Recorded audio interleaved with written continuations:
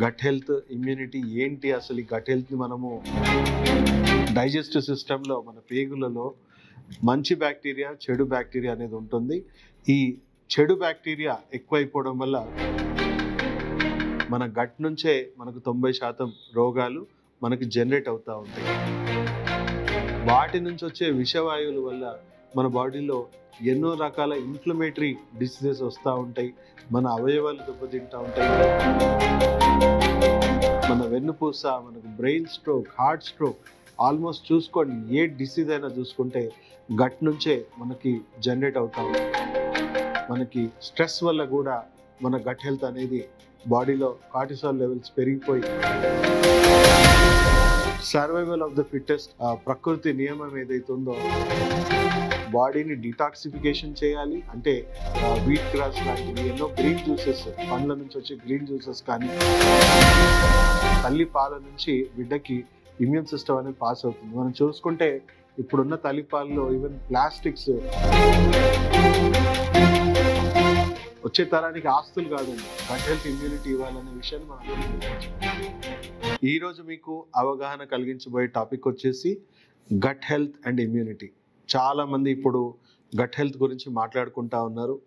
Gut health, immunity ఏంటి, అసలు ఈ గట్ హెల్త్ని మనము ఎలా ఇంప్రూవ్ చేసుకోవాలి, మన ఇమ్యూనిటీని ఎలా ఇంప్రూవ్ చేసుకోవాలి, గట్ హెల్త్ ఇంపార్టెన్స్ ఏంటి, అసలు గట్ హెల్త్ మెయింటైన్ చేయకపోవడం వల్ల ఎన్ని సమస్యలు వస్తాయి అండ్ వాటిని ఎలా నివారించుకోవాలి, ఎలా మనం మళ్ళీ గట్ హెల్త్ని రిస్టోర్ చేసుకోవాలనే విషయం మీద ఈరోజు పూర్తి అవగాహన మనం కలిగించబోతున్నాం. దయచేసి వీడియోని లాస్ట్ వరకు కూడా చూడండి. సో గట్ హెల్త్ అంటే ఏం లేదండి, మన డైజెస్టివ్ సిస్టంలో మన పేగులలో మంచి బ్యాక్టీరియా, చెడు బ్యాక్టీరియా అనేది ఉంటుంది. ఈ చెడు బ్యాక్టీరియా ఎక్కువైపోవడం వల్ల మన గట్ హెల్త్ డిస్టర్బ్ అవుతుంది. డిస్టర్బ్ అవ్వడం వల్ల మనకు 70% ఇమ్యూన్ సిస్టమ్ కూడా మన గట్లోనే ఉంటుంది. కాబట్టి మన రోగ నిరోధక శక్తి కూడా ఐదర్ వీక్గా ఫంక్షన్ చేయడము లేదా ఓవర్ రియాక్ట్ అయ్యి మనకి ఆటో ఇమ్యూన్ డిసార్డర్స్ కూడా తీసుకురావచ్చు.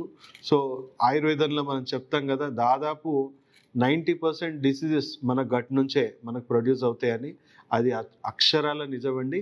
మన గట్ నుంచే మనకు 90% రోగాలు మనకి జనరేట్ అవుతూ ఉంటాయి. సో మన రోగ నిరోధక శక్తికి కూడా అది ఇల్లు లాంటిది. సో గట్ హెల్త్ ఇంబ్యాలెన్స్ వల్ల మన బాడీలో వ్యర్థాలు, కాలుష్యం చేరుకొని వాటి నుంచి వచ్చే విషవాయువుల వల్ల మన బాడీలో ఎన్నో రకాల ఇన్ఫ్లమేటరీ డిసీజెస్ వస్తూ ఉంటాయి. మన అవయవాలు దెబ్బతింటూ ఉంటాయి, మన స్ట్రక్చర్ దెబ్బతింటూ ఉంటుంది.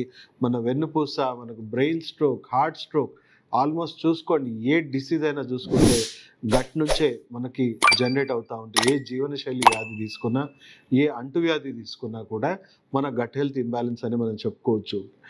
అక్షరాల డయాబెటీస్ లాంటివి కూడా మన గట్కి ఎంతో లింక్ అయి ఉన్నాయి. మన జీవనశైలి వ్యాధులు అన్నీ కూడా లింక్ అయి ఉన్నాయి. సో ఈ గట్ హెల్త్ని ఎలా పాడు చేసుకున్నాం మనము అని అంటే, దాదాపు ఈరోజే పాడు చేసుకోలేదండి. మనము గత 30-40 సంవత్సరాలుగా ప్రకృతి సహజమైన ఆహారాన్ని మనం మానేసి పెస్టిసైడ్స్, కెమికల్స్ని మన ఆహారంలో మనం భుజించడం, మనం తీసుకుంటున్న పాలు, మీట్ అన్నిట్లో కూడా విపరీతంగా యాంటీబయాటిక్స్ మన ఆహారంలో జోడించుకోవడము. అలాగే మనం చూసుకుంటే ఈ 30-40 ఇయర్స్ నుంచే యాంటీబయాటిక్స్ కానీ, పెయిన్ కిల్లర్స్ కానీ, పారాసిటమాల్ లాంటి ఎన్నో ఔషధాలు మనము మన శరీరానికి అవసరం ఉన్నా లేకపోయినా వాడేసి మన గట్ని బాగా డ్యామేజ్ చేసుకున్నాం. అండ్ చూసుకుంటే రకరకాల పొల్యూషన్స్ కానీ ఇవన్నీ కూడా మనకి స్ట్రెస్ వల్ల కూడా మన గట్ హెల్త్ అనేది బాడీలో కార్టిసాల్ లెవెల్స్ పెరిగిపోయి న్యాచురల్గానే ఇన్ఫ్లమేషన్, యాసిడ్స్ అనేవి జనరేట్ అవుతూ ఉంటాయి. సో పూర్తిగా మన జీవన శైలిని మనం మార్చుకోవడం వల్ల మన గట్ బ్యాక్టీరియా అనేది చాలా డ్యామేజ్ అయింది. ఎన్నో strains of healthy gut bacteria మనం ఆల్రెడీ కోల్పోయాం. ఇవన్నీ ఎవల్యూషన్ ప్రాసెస్లో మన గట్, మన ఇమ్యూనిటీ డెవలప్ అవుతూ పోవాల్సింది. మనము ఇప్పుడు దానివల్ల అంటే ఇప్పుడు ఈ మోడర్నైజేషన్ వల్ల మనం మన గట్ని, మన ఇమ్యూనిటీని స్థాయిని మనం తగ్గించుకున్నాం. సో దానివల్ల మనము ఎన్నో అంటువ్యాధులు ఏవైతే మనము ఓవర్కమ్ అయిపోయి మన ఇమ్యూన్ సిస్టమ్ బాగా దానికంటే ఎక్కువగా అధిగమించిన ఎన్నో వైరస్ బ్యాక్టీరియా కూడా యాంటీబయాటిక్ రెసిస్టెన్స్ వల్ల అవి మళ్ళీ మన మీదే తిరగబడి లాగా మనం వీక్గా మారిపోయాము.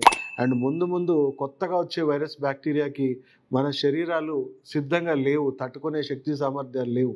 So survival of the fittest అనే ఏదైతే ప్రకృతి నియమం ఏదైతే ఉందో దానివల్ల ఎవరైతే మంచి ఇమ్యూనిటీ లేదో వాళ్ళందరికీ ఏదో ఒక రకమైన వ్యాధితో వాళ్ళు త్వరగా మరణించడానికి దగ్గర అవుతా ఉన్నారనే విషయం మనం అందరం తెలుసుకోవాలి. So survival of the fittest అంటే ఏంటి, మనం ఎలా మళ్ళీ మన గట్ హెల్త్ని కానీ మన ఇమ్యూన్ సిస్టమ్ కానీ ఇప్పుడు ఉన్న పలంగా ఎలా మనం డెవలప్ చేసుకోవాలి, అండ్ వచ్చే తరాన్ని అట్లీస్ట్ మనం వాళ్ళని ఈ గట్ హెల్త్ ఇమ్యూనిటీని ఎలా మనం పెంపొందించుకోవాలి అనే విషయం మీద మనం తెలుసుకోబోతున్నాం. సో షార్ట్ కట్ అంటూ ఏది లేదు, బాడీని డిటాక్సిఫికేషన్ చేయాలి. అంటే వీట్ గ్రాస్ లాంటివి ఎన్నో గ్రీన్ జ్యూసెస్, పండ్ల నుంచి వచ్చే గ్రీన్ జ్యూసెస్ కానీ మనం ఫాలో అవడం వల్ల మనకి డిటాక్సిఫికేషన్ అవుతుంది.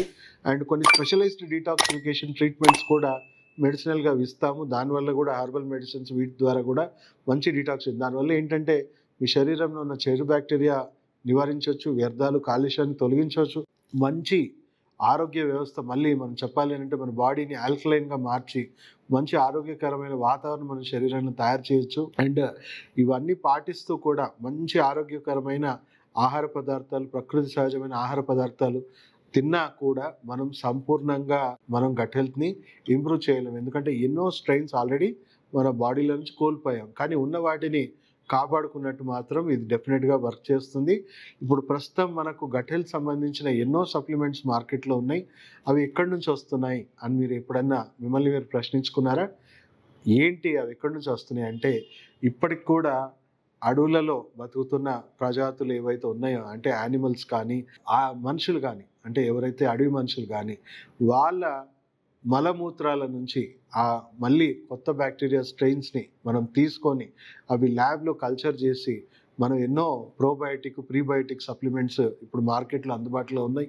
వాటి వల్ల మళ్ళీ ఏవైతే మనం కోల్పోయిన బ్యాక్టీరియా ఏదైతే ఉందో హెల్దీ బ్యాక్టీరియాని మళ్ళీ మెల్లిమెల్లిగా మనం రివైవ్ చేసుకోవచ్చు. మా హాస్పిటల్ అయితే మేము మీకు పూర్తిగా అన్ని రకాలుగా చెకప్స్ చేశాకనే సరైన మెడిసిన్స్ మేము ఇవ్వడం జరుగుతుంది. అలాగే ఇమ్యూన్ సిస్టమ్ కూడా చూసుకుంటే మన ఇమ్యూనిటీ చాలా మటుకు హైపర్ యాక్టివ్ కానీ ఆటో ఇమ్యూనిటీ లేదా వీక్గా మారిపోయింది. అలాంటి వారికి కూడా వేరే జంతువులు వారి పిల్లలకి ఇచ్చుకొని, అంటే ఇమ్యూనిటీ ఎలా పాస్ అవుతుందండి, మన పాల ద్వారా, అంటే తల్లి పాల నుంచి బిడ్డకి ఇమ్యూన్ సిస్టమ్ అనేది పాస్ అవుతుంది. మనం చూసుకుంటే ఇప్పుడున్న తల్లిపాలలో ఈవెన్ ప్లాస్టిక్స్ క్యాన్సర్ కారకాలు కూడా మనం చూస్తూ ఉన్నాం. సో ఓకే, తల్లిపాలే శ్రేయస్కరం ఇప్పటికైనా కూడా, something is better than nothing, మనం తల్లిపాలు పట్టించాల్సిందే. దాంతోపాటు వేరే జంతువుల నుంచి ఏవైతే మనకంటే ఎక్కువ ఐక్యూ, ఎక్కువ స్ట్రెంగ్త్ ఉన్న 300 రెట్లు ఎక్కువ శక్తివంతమైన రోగనిరోధక శక్తి ఉందో వాటిని మనం మళ్ళీ మన ఇమ్యూన్ సిస్టమ్ని, మన గట్ హెల్త్ని మనం మార్చుకోవాలి.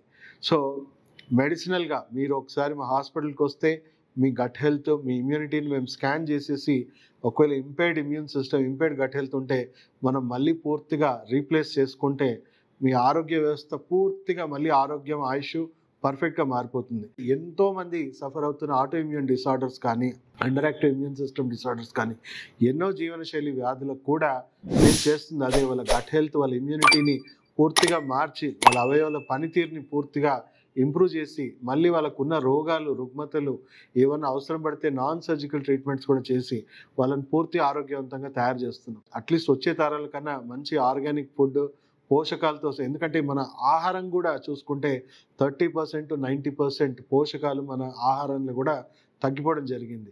సో మళ్ళీ ఒక తరం పూర్తిగా కష్టపడితే కానీ మళ్ళీ ఆ పోషక విలువలు ఆహారంలో మనం డెవలప్ చేయలేము.